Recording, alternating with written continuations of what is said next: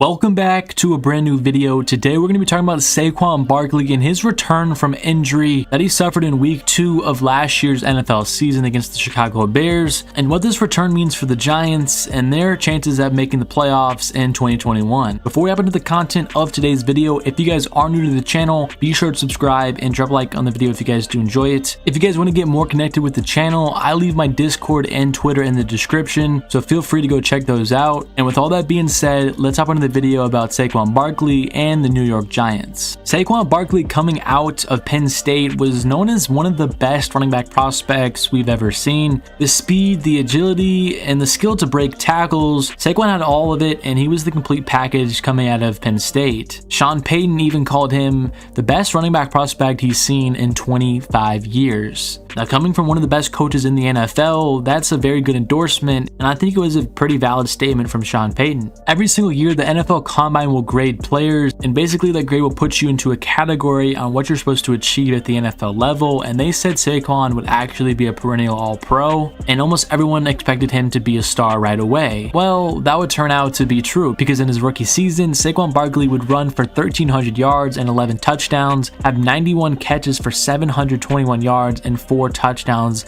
on the air, meaning Saquon in his first NFL season had 2,000 total purpose yards and 15 touchdowns, which is absolutely ridiculous, and he did win Offensive Rookie of the Year, which was another great feat for him. Everyone had expectations of Barkley to be a really good player from week 1, but nobody really saw 2,000 total yards coming in his first year. At the age of 21, Saquon Barkley became one of 138 players in NFL history, wide receiver, tight end, and running back, to have 2,000 total purpose yards, and I think that's pretty incredible that he did that at only 21 years old. Saquon followed up his rookie season with another strong performance. He didn't play as many games in the sophomore campaign because of a high ankle sprain. It kept him out for multiple games, but he did have 1,000 yards once again, 6 touchdowns, and 438 yards in the air with 2 touchdowns additionally. So another solid year from Saquon, and many people saw him after his rookie season as a top 3 running back in the NFL, and then after his sophomore year, he was known as a bona fide top 5 running back in the NFL. Then his third season came, and many people thought Saquon had a chance to be an MVP candidate or even Offensive Player of the Year, and he had really high expectations with Daniel Jones in year 2 and another year for the Giants to kind of build around their featured back. But unfortunately, Saquon did tear his ACL and have some meniscus damage against the Chicago Bears in week 2, and that completely ended his season and his run at 1,000-yard seasons. It was very disappointing for NFL fans and fantasy fans and everybody that enjoys exciting football. Saquon was one of the most exciting players in the league for the first 2 seasons of his career, and not being able to see him at all last year definitely sucked, and I'm looking forward to seeing Saquon play again this upcoming year. As far as Saquon's return, we're not really sure when he's going to be back. Barkley is not expected to be a full go for the start of training camp, a source told ESPN, and I think a lot of people kind of expected that he wouldn't be a full 100% leading into the season.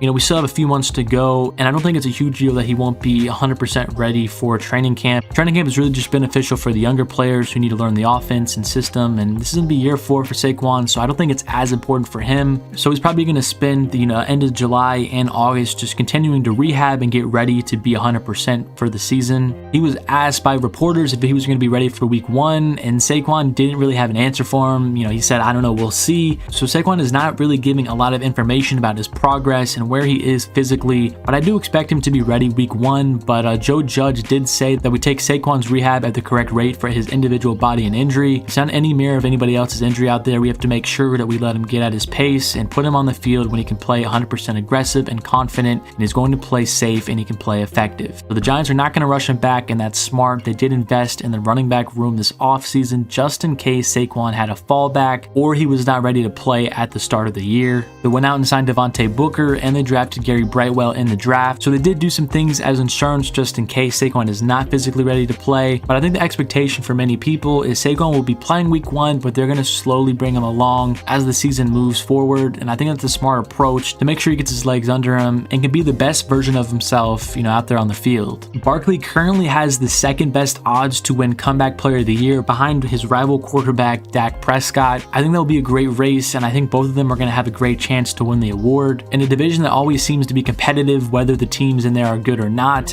who gets the award may come down to who wins the division. This is a big year for the Giants and their offense, offense, and especially quarterback Daniel Jones. They brought in a lot of pieces to help Daniel Jones out, and they've given him a lot of speed and electrifying pieces, and if he can't perform this year, they're going to be looking for a new guy. So I definitely think it's important that Daniel Jones and the Giants offense has a very effective season. If Saquon Barkley can be 100% pretty early on in the season and contribute where he did as a rookie and a sophomore, I really think that's going to help the Giants reach their goals that they're striving to reach next season. Despite doing his rehab, Saquon is doing some camps for kids, and there was kind of a funny video that was on social media a couple of days ago of a kid scoring a touchdown on him. It was a funny video, and it looked like Saquon was having a good time, and I just thought I would bring that up to kind of show that Saquon is still in high spirits despite, his injury and his setback. He's still making time for the community as well as rehabbing, and I thought that was an important thing to add for him and his character. But overall, I'm really looking forward to seeing Saquon back on the field this year, and he's going to be an important piece for the Giants' success in 2021. A solid running game really takes the pressure off of quarterbacks, and I think Daniel Jones is really going to need that if he's going to take that next step. He's going to need Saquon to go in and perform very well, and I think if he's healthy, there's no doubt in my mind that Barkley is going to be a top back in the league